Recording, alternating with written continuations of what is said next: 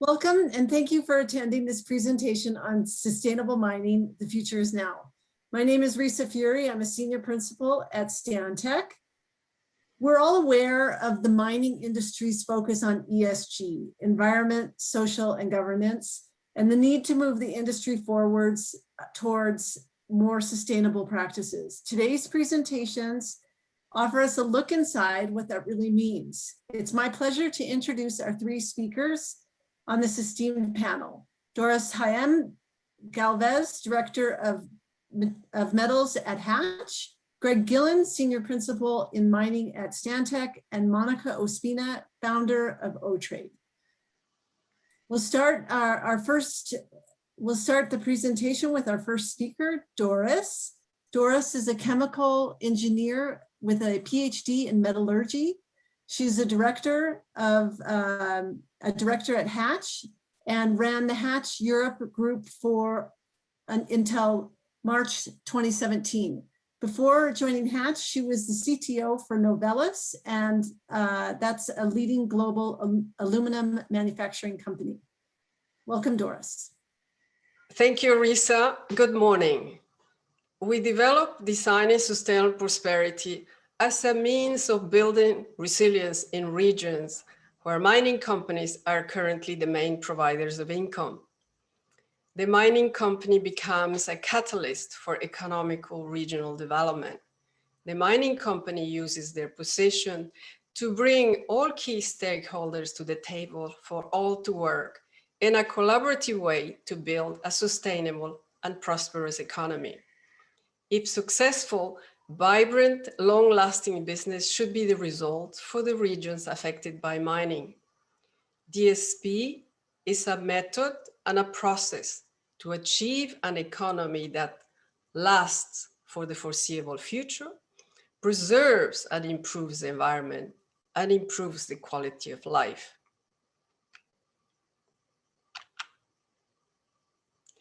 Normally, this is what happens to an economy in natural resource-rich regions such as Canada, Australia, South America, Africa.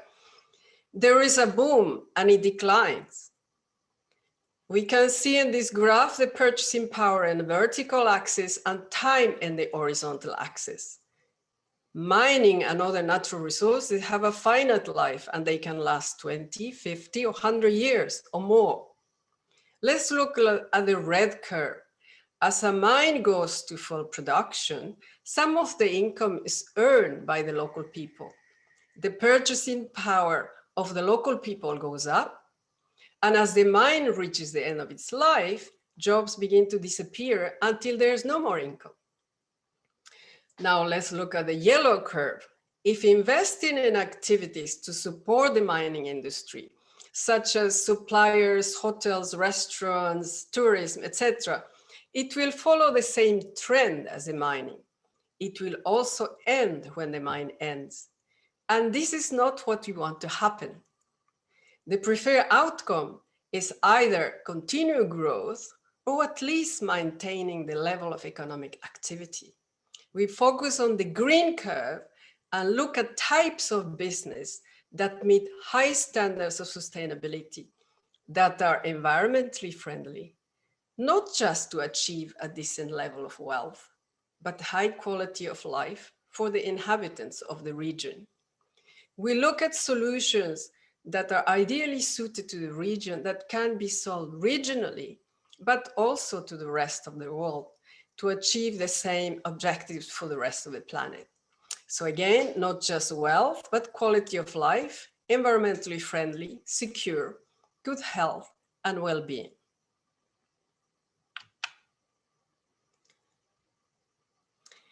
We have to understand the market needs. DSP focuses on the specifics of what and how. What innovative, long-lasting businesses the region could focus on to compete in the world market.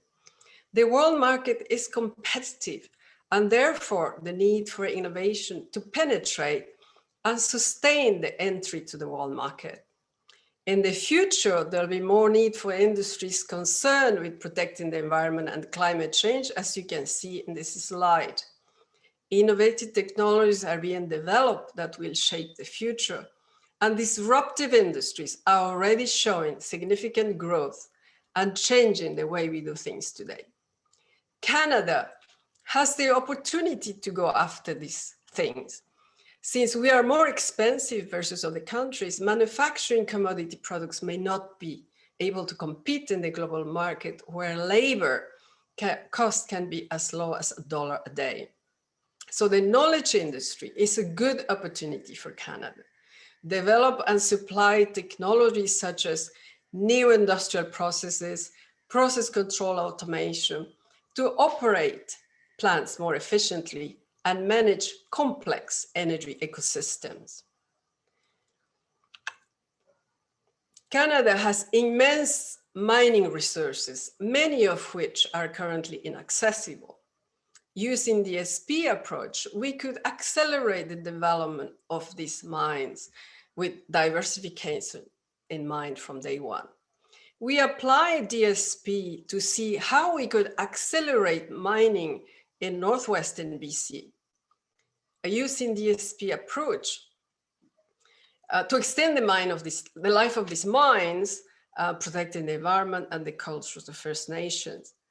This region's strengths, as you can see, includes abundant copper and gold, good infrastructure, including hydropower, port, rail, forestry, and agriculture industry.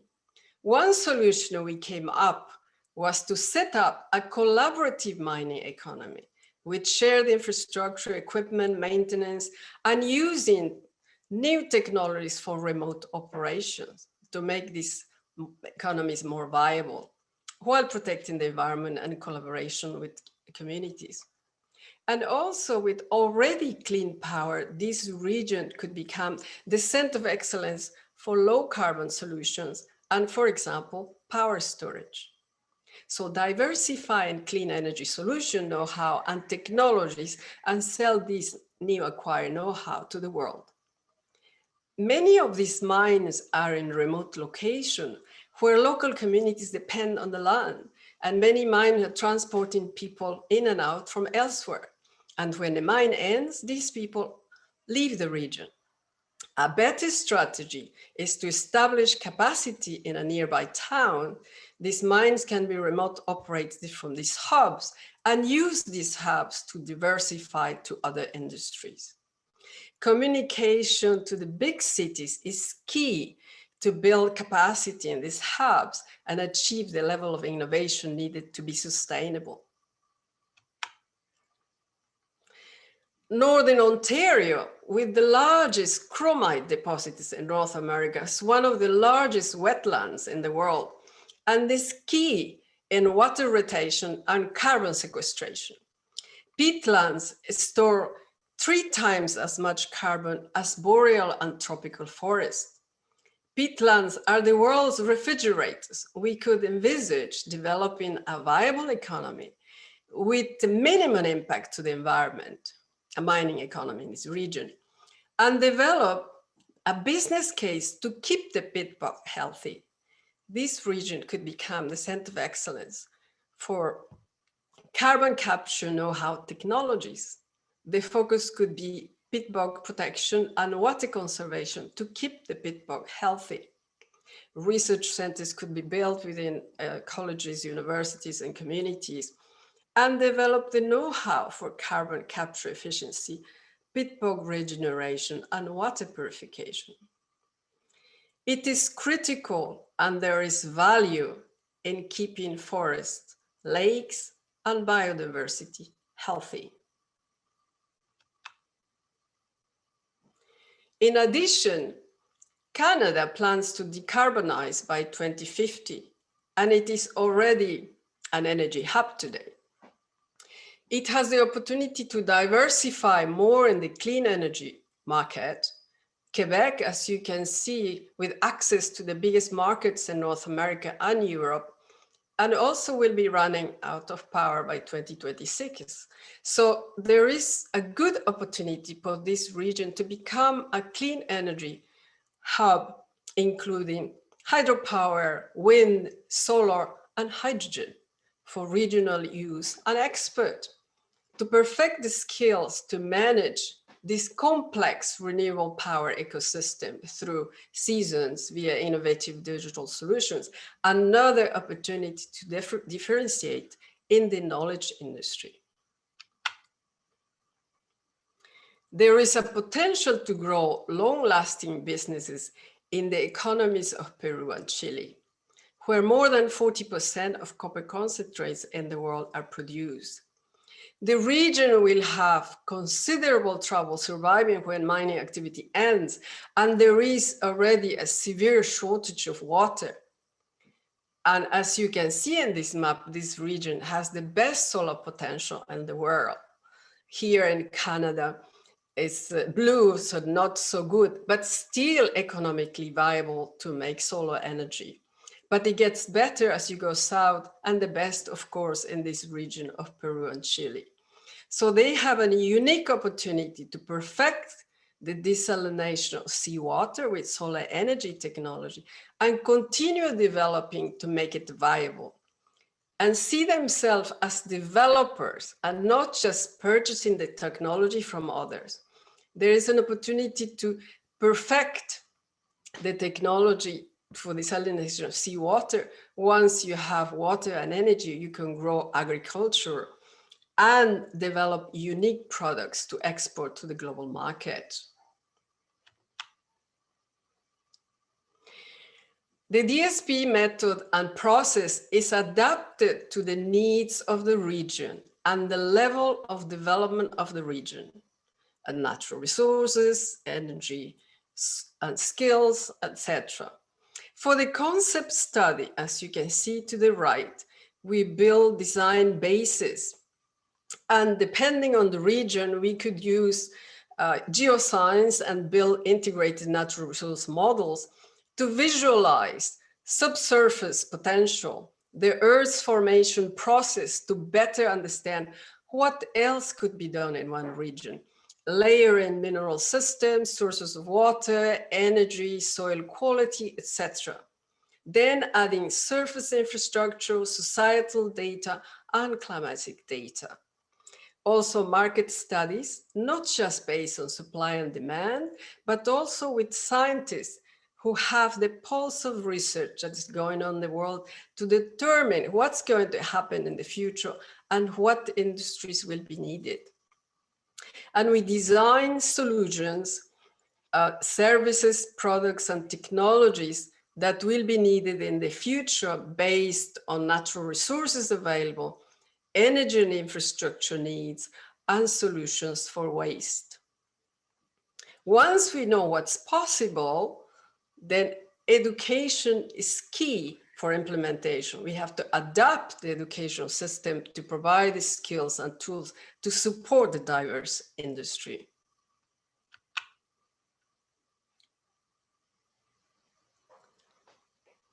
For all of these, we'll be using the model of concurrent engineering.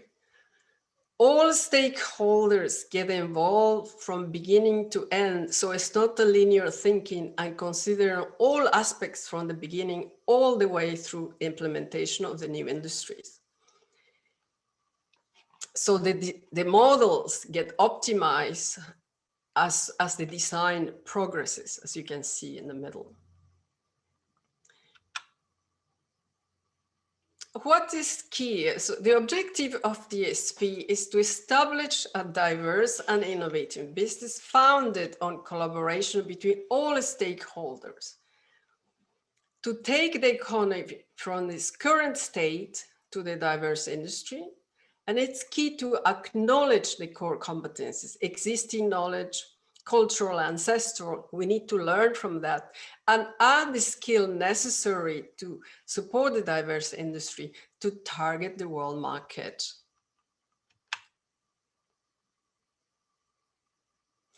To make this work, we need a few things. There must be a potential, and that's the reason we build the models. There has to be a market, and we do market studies. The potential has to be identified and designed, and that's where we do the design. And we need champions that know what it takes to make it happen. The appropriate stakeholders must be brought to the table and participate during the whole process. Once the design is completed, the education system needs to be adapted to the needs of the diverse industry. DSP, when implemented, enables economies previously considered to have no longer-term future to have successfully diversified to the benefit of the local communities and the world in general. Thank you. Thank you, Doris. Our next presenter, Greg Gillen, will discuss taking a net zero approach to energy at mines. Greg is a senior principal for Stantec's global mining business and has been in the mining and process industry for nearly 25 years. He brings a variety of perspectives on different mining practices gained from different regions. Outside of work, he regularly participates in Ironman triathlons. Welcome, Greg. Thank you, Resa, for the introduction. Thank you, Doris, for the presentation ahead of this. Looking forward to speaking with you all. So I'm Greg Gillen, mining sector leader with Stantec. I work within our mining team to develop our global client projects, and I'm focused on our sustainable mining and net zero approaches to projects. I'll take you through our approach to projects throughout the mining life cycle, discuss ways that our industry can seek a sustainable solution. So what's net zero mining, and how does Stantec see the approach to sustainability and net zero? We see that in several different places in the value chain. We approach net zero by focusing on reducing the energy to mine, process and deliver the ore. We focus on considering potential alternatives for conventional energy sources, and we work to develop the raw materials for the energy transition, such as copper, nickel, cobalt, lithium, or aluminum. So one of the things that we think about is we like to consider that the world does need mining, as Doris pointed out, and as the speakers today will talk about. But miners need to implement plans that minimize those impacts on the environment and improve the world that we live in, and we can do that. Today, mining companies have a stronger focus on the ESG, environment, social, and governance aspects. And at Stantec, we want to be a part of the solution because we do what's right. So why net zero mining? This is in essence a problem statement for those of you who are looking at it from an engineering perspective. Why are we focusing on the mining impacts and why on net zero? For several reasons. A significant proportion of the operating expenses is dedicated to energy use, as much as 33% based on studies completed here by the Mining Journal. 10% of global power consumption is attributed to mining activities. So if we just look at these two proportions, and given this of a worldwide impact, we can consider this an efficiency discussion. How do we do what we're doing in a better way?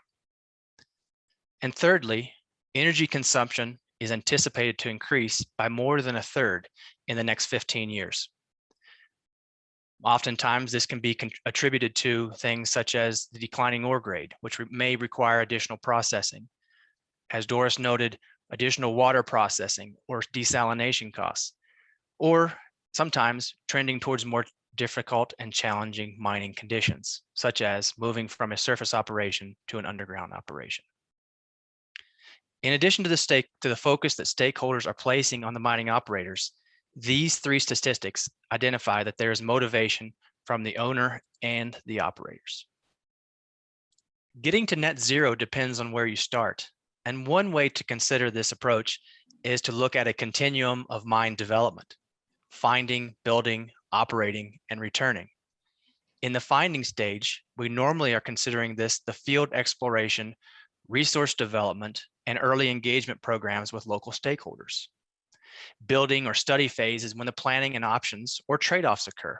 This is where you might consider alternative energy programs or perhaps mine development options. These trade-offs can often occur at this stage on types of power, how to develop an ore body or processing schemes, and the feasibility of those such decisions on the impact of the mine overall. Once the mine is functional and operating, different opportunities may be available, such as efficiency gain through brownfield development of processing alternative power storage, or programmatic studies. This is in the operations phase. Finally, during a closure phase, a unique opportunity exists to take a potential reclamation liability and transform that into an asset. This can be through engagement with local stakeholders for future beneficial use or asset transformation. Throughout the entire program, safety and innovation are central to the core development process. As you may know, the earlier the engagement of a project in the design or capital stage, the higher probability of an impact that the net zero or sustainable mining by design programs will have an impact. As I advance through today's presentation, I'll review a handful of projects in the study phase, the operations phase, and return or closure phase, and how as a mining community we can make a more positive impact and a sustainable project. Getting to net zero during mine development. Stantec recently conducted a feasibility level comparison of traditional diesel haulage for a comparable fleet with battery electric vehicles from prime production and operations equipment. This underground mine considered the currently available equipment in the marketplace today, coupled with available vendor provided data. In this form, you can see on the left, you can see there are several notable trade-offs. Among them are a reduction in greenhouse gases, mainly due to the swap in fleet from diesel to battery electric vehicles. For this project, another thing that was considered, moving from diesel to battery electric, we had to add main exhaust fans with the diesel operation and increase the size of the main headings to accommodate the increased airflow for the diesel particulates. In a battery electric situation, this is not necessary. The upfront capital comparison starts to even out with all these things considered. As you can see in the table, the emissions are reduced between the options. A 35% reduction between diesel to battery electric, 7% increase in initial capital. Over the life of mine, sustaining capital has seen a 20% reduction. The battery case also saw a 20% reduction in operating costs, and then NPC, or net present cost, was approximately 7% reduction for a battery electric case. On this chart, I've taken the same data from the last page and projected this over the life of mine. Across the bottom axis are the years, and vertical axis is the capital cost. We see that, as I said before, approximately 7% of initial capital higher in the first handful of years, but around year 7, the rate of investment changes, such as the base case diesel investment crosses that intercept with battery electric vehicles. As I mentioned, this is principally due to the longer term development reductions, such as reduced heading volumes, and reduced ventilation demand and consumables for the battery electric case. Next, we move to the next phase. Now we're going to talk about what happens during operations. Within the operational phase, one way to approach net zero is to conduct an energy audit of the potential energy consumed. A project recently conducted on a site in North America, wherein the client and engineering team worked together to establish the electrical energy flow or use per unit function at the mine.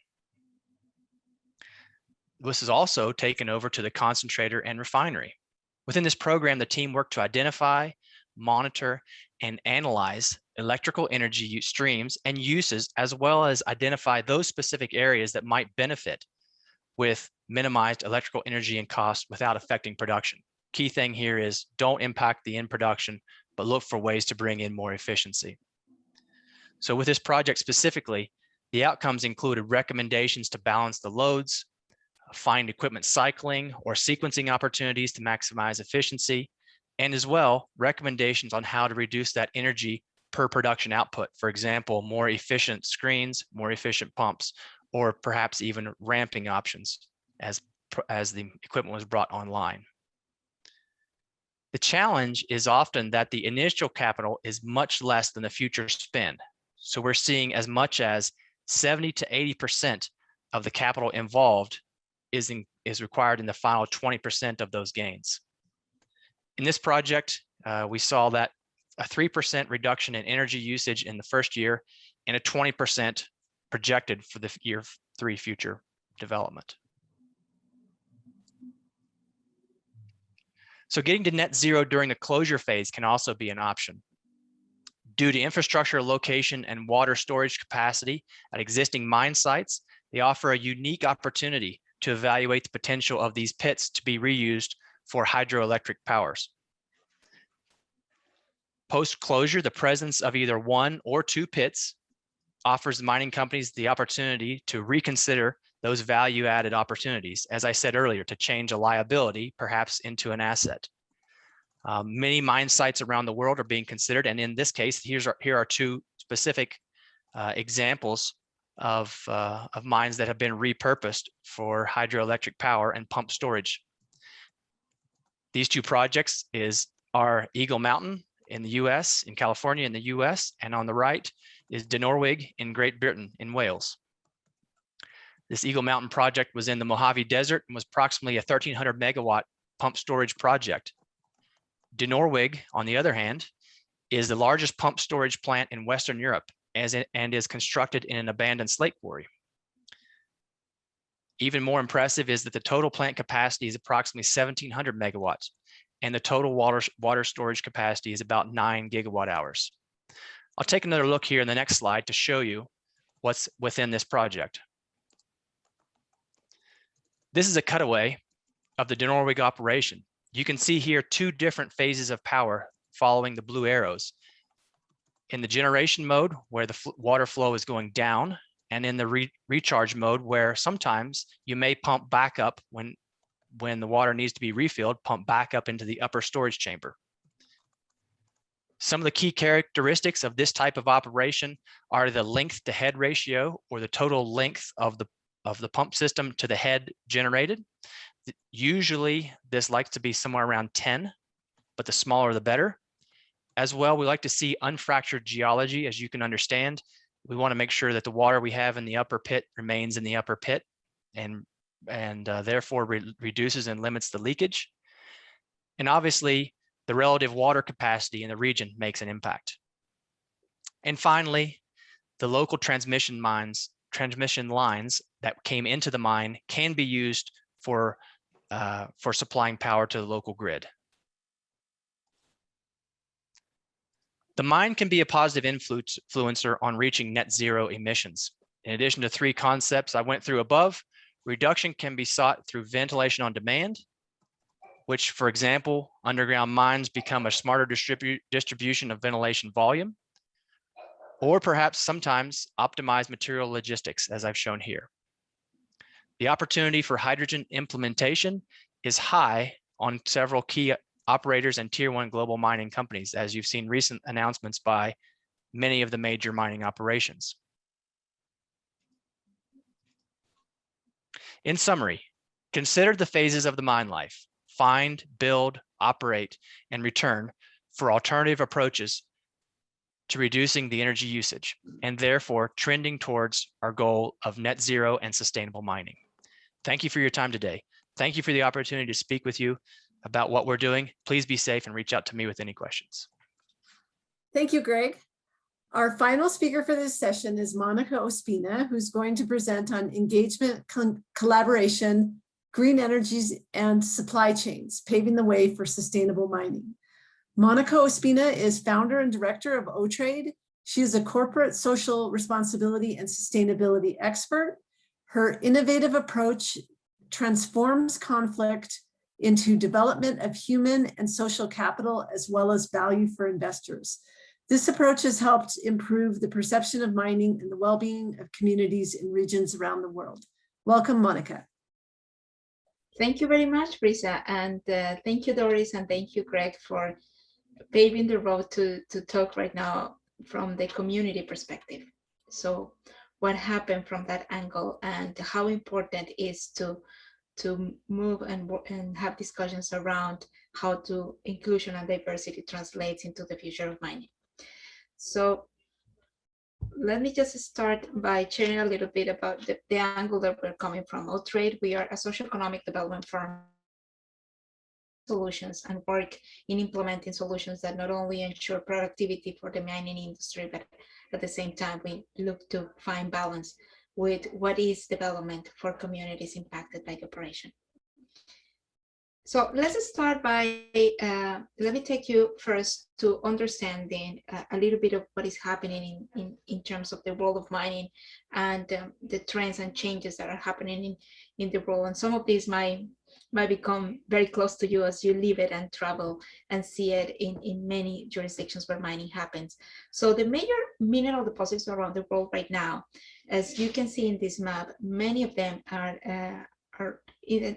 been found in the developing world, but mostly the opportunities are moving towards the developing world because there are areas that haven't been explored and there are opportunities in the diverse need of minerals. So right now we are shifting, the fact that we are shifting from fossil fuels to green energy is posing an interesting challenge to the mining industry, to the world, and to communities and governments, and especially in the jurisdictions where mining will go a little bit much more active or become much more active, looking for minerals that will energize us. So as you can see here, this is from the World Bank, the program around minerals for climate action. And these graphs just simply summarize and shows the minerals that will be in high demand. Challenges in front of us is that many of these minerals are seated in countries that are living challenges in terms of the political frameworks, in terms of the judiciary system, in terms of conflict that they have faced in the past, and at the same time, the condition of being underdeveloped. So let's try to go a little bit more on this. And the purpose of me bringing these slides is just to bring you into the context of what mining industry is facing. And I think it's fair to say that in many cases as an industry, we inherit the past and the challenges that these regions have faced. And it's not precisely because of mining that some conflicts happen in certain regions, but we inherit that, and this is part of the challenge in operating. So as you can see, this comes from the Fragile States Index, which is a fund for peace. And they do an annual study around the fragile states. And fragile states, as I mentioned before, are states where democracy is not fully fundamented, and challenges in legal frameworks and so on. So that it makes it much more difficult for any industry, and I won't say particular mining, any industry to operate. So if we just take this a little bit farther in the future, we will have 9.8 billion people by 2050, which is an increase in demand of food and minerals is going to satisfy the needs of all of them. We will see a 32% of the population live in rural and remote areas, which creates a challenge because it's a lack of infrastructure. And if mining is operating in this region, and the government is not providing, will be expected that mining as an industry does something.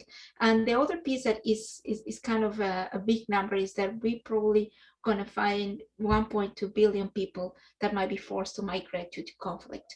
And that happens due to conflict. Part of the conflict probably could be climate change, droughts, and all of this just create a very unstable environment for communities to survive.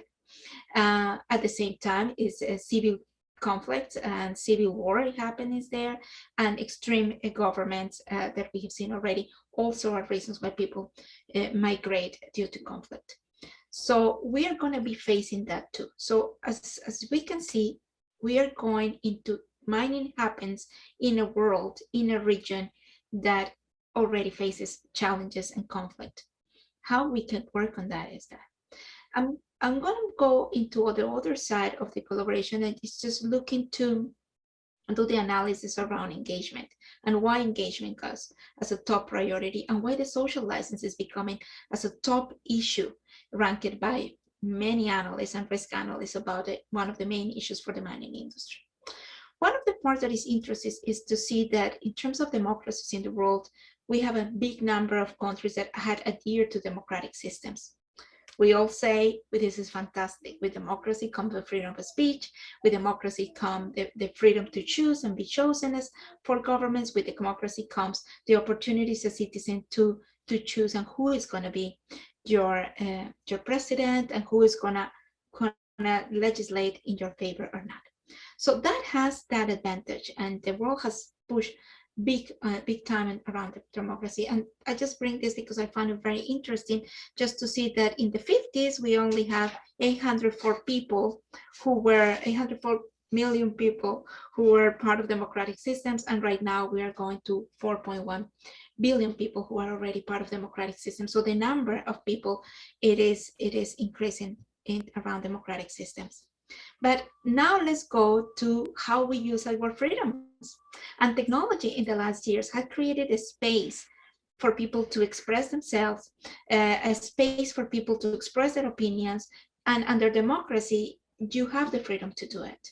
So this combination represents a bigger voice at the grassroots levels. So this means that if we just combine the use of technology, and I just put it here in the red box, we have today 3.8 billion people that are using social media as a voice to express their concerns, their happiness, their frustrations, and at the same time, it's also an avenue to probably open a space for anti-mining groups, activists, and challenging and sadly misinformation.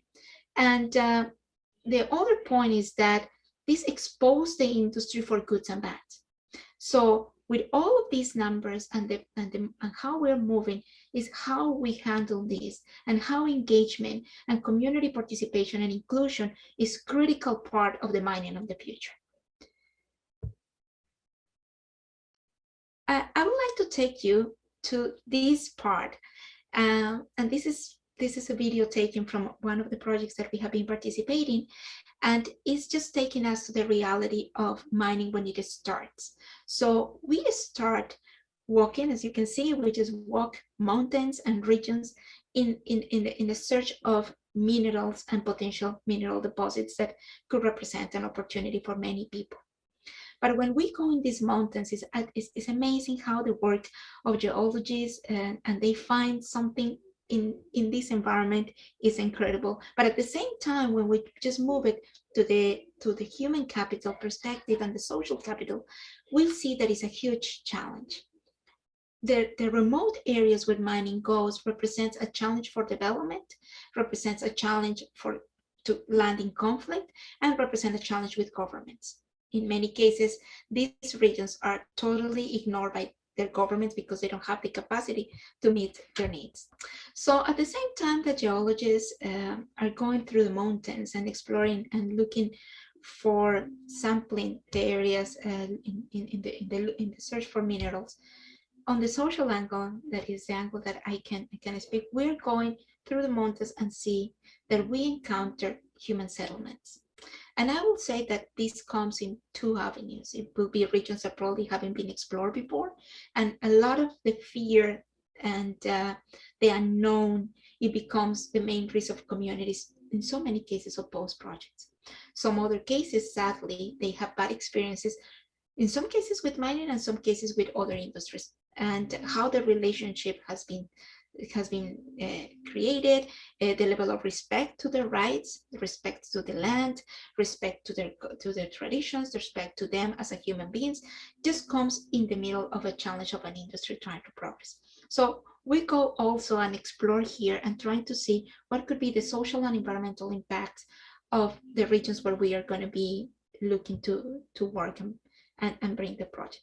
So let's try to see a little bit more about this mining and conflict. In 2014, this was a study made around the cause of conflict. And since then, it's not an update on this, but I think this is an excellent start point of the conversation when it was the very first time was quantified what is the cause of conflict for the industry. And it goes around the $20 million per week. And in some cases, I will say there are so many other factors that cannot be quantified in terms of dollars, but really have an impact in the development in the industry, and at the same time, as an opportunity for communities to develop around an industry becomes an obstacle and challenges. Just some of them are the loss of productivity, and I will highlight one thing here. When an industry that comes and is established can be productive, the region progress, and I will connect this to Doris' model, and I totally agree with her in saying that the progress of the communities and society is not dependable on one industry. It depends on the multiplier effect of how technology, knowledge, innovation, markets happen, and trade happens in this, so it can stay longer. Reduces the socioeconomic benefits, which I mentioned, increase the risk for local dispute. It happens a lot because there's some different cultures, crashes around that, levels of education crashes, visions and around what should be done to progress crash, and limits the opportunity for collaboration, which I think that is the greatest loss, is much bigger than the $20 million that have been assessed already. So when we, Harold, sorry. Okay, again.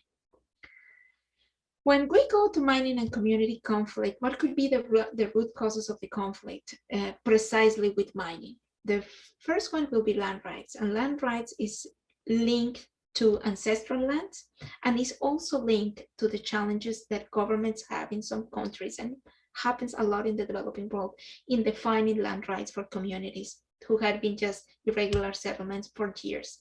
And that is when the industry that comes up formal could create a challenge, an additional layer of conflict in the region, ignoring the impacts that we have on the environment and livelihoods, the lack of community inclusion and participation. And I will say in many cases, we don't understand very well what is inclusion and participation. And that's when we hear communities talking about consultation processes. The uneven distribution of socioeconomic benefits, this will be linked, and very few in certain communities benefit from the opportunity and so many others don't. So that's when we create additional conflict. All of this create distrust, and that nothing worse than a distrust relationship in any type of relationship.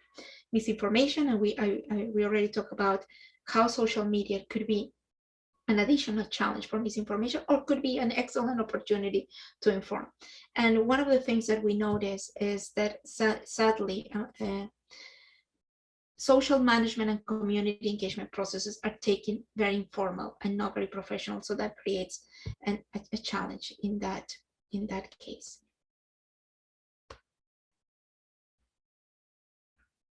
Okay, so when we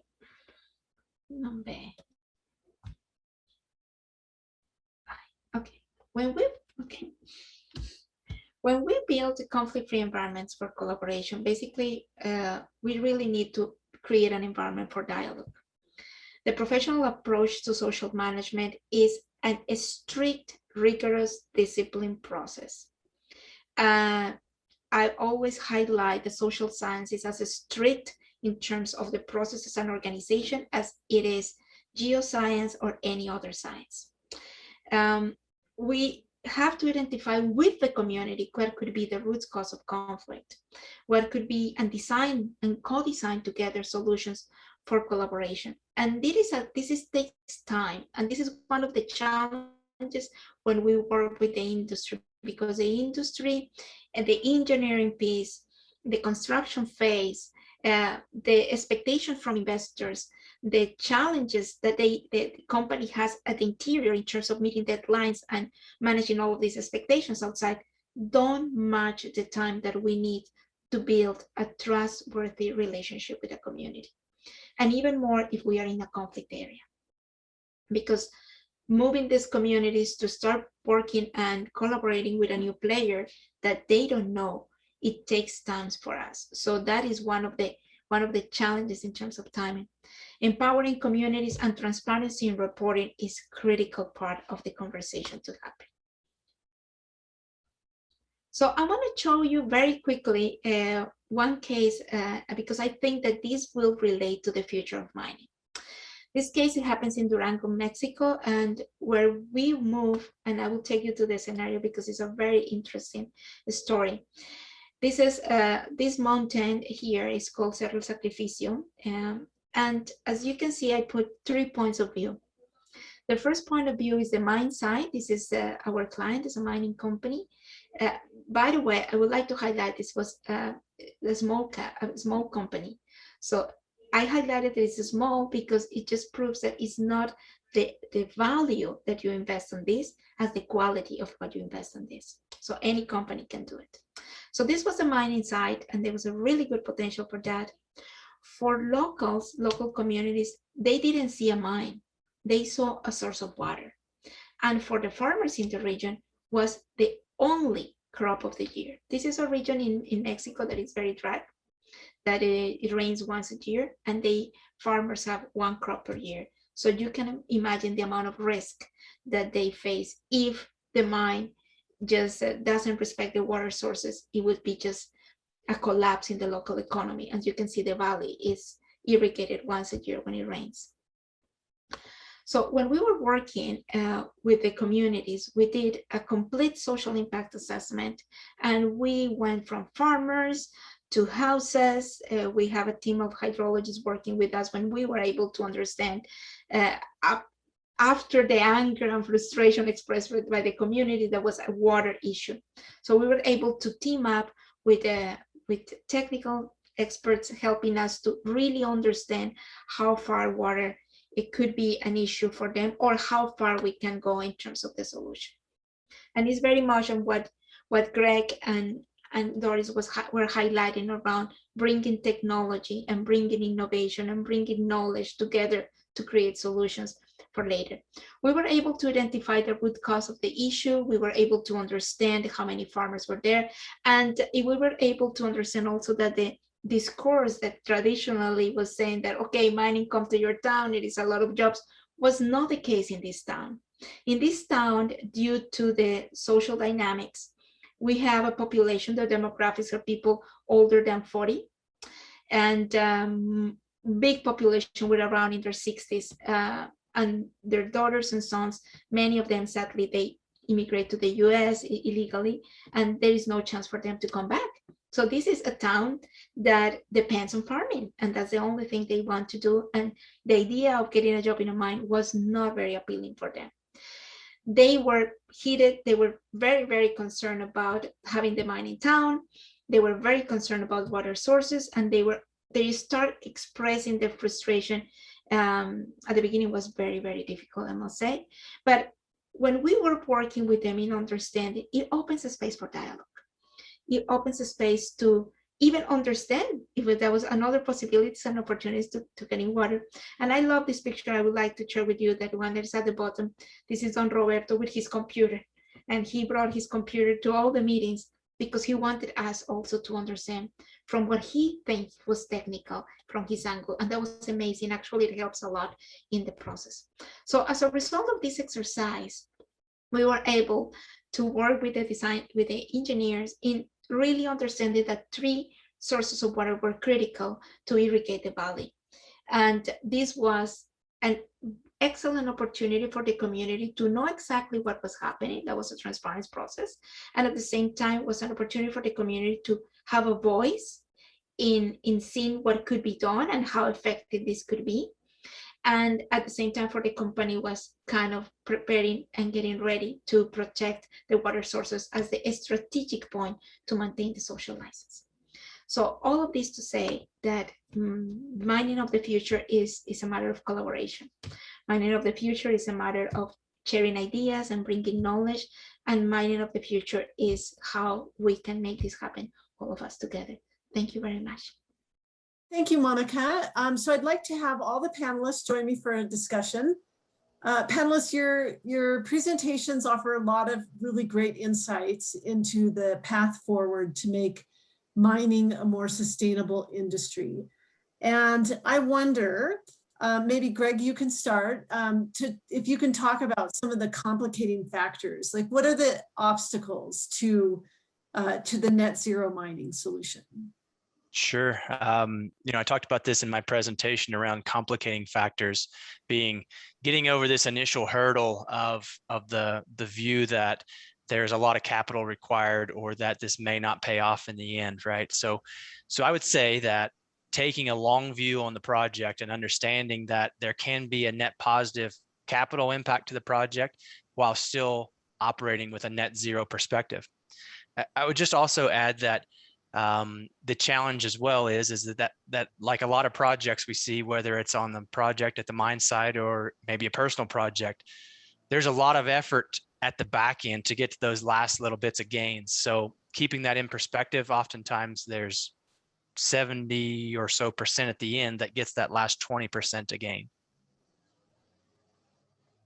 Great, thank you. Doris? Maybe you can answer the same question about the obstacles to designing sustainable prosperity. Thank you. Many of the mining regions are remote and far from markets and lacking the needed infrastructure, making it more difficult to develop an economy. Another aspect is they are not necessarily the right skills, and so lots of training is required. Another obstacle is the typical mindset, thinking short term and being comfortable with a mining-centric economy.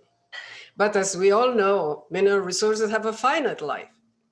As soon as a mine arrives, investment arrives to a region, we all have to focus on the legacy and a better world and work from day one to achieve that. For the mining company, the mining project becomes the first step in their sustainability journey, and they become the catalyst for regional economic development. To leave a better world behind when all ends, but they don't do it themselves, otherwise they have to stay forever to last. To be sustainable, locals have to run these long-lasting businesses. It's really a great point. So to that point, Monica, maybe you can also talk about some of the obstacles that we face. Well, one of the beauties of this panel is that we all agree. And that is a plus. Well, I think that I will add, because Greg and Doris are making the statements, fantastic statements already.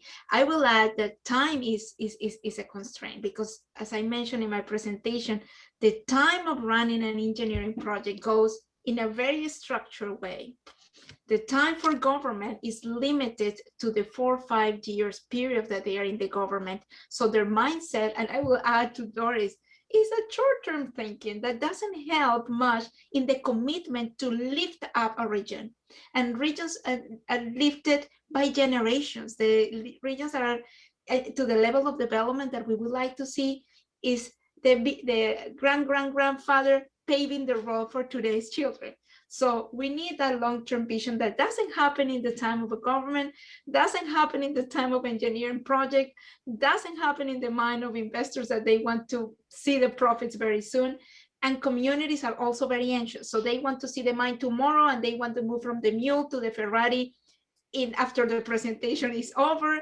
So time and the concept of time and how we approach time, I will say, is that, and Doris highlighted, and Greg also, when Greg talks about net zero and the level and the sophistication of the technology behind, we need it in those regions, because it becomes an inspiration for kids to want to be an engineer. But sadly, the gap between the dream of a kid become an engineer and being an engineer, we're talking about almost 15 to 20 years to happen. So that is, I will say, that is the greatest challenge from my social angle.